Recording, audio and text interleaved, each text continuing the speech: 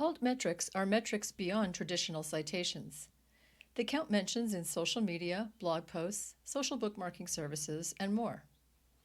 The word altmetrics is short for alternative metrics. That's because they're an alternative to traditional scholarly metrics like citation counts or journal prestige. They're meant to be complementary to those metrics, not to replace them. Altmetrics can be used to track engagement with nearly any resource with a stable URL. They can be used to measure the influence of your digital objects both in scholarship and non-academic fields.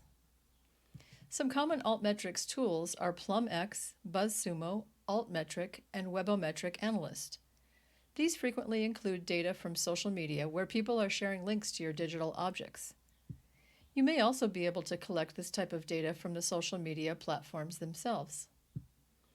In the past, there have been some privacy concerns about collecting this data. People whose posts have been indexed by these services are often unaware of to what extent their data is being shared in unintended contexts. However, these services scan only publicly available data, like public tweets, and anonymized private data, like the number of Facebook likes. They're required to follow the European Data Privacy Law, GDPR, and also the terms and conditions from the places where they got the data. So, altmetrics are a useful addition to your toolbox for measuring the impact of your collections.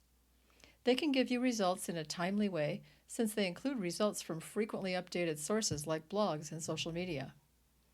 They're especially useful if your institution prioritizes engagement from news media, local communities, alumni, or other non-academic communities. As you gather this information, be sure to follow best practices for ethical assessment found on our website. To learn more about the strengths and weaknesses of altmetrics, see the next section of this tutorial. You'll also find some useful articles to help you see how practitioners are using altmetrics to measure engagement with their digital collections. Good luck with using altmetrics.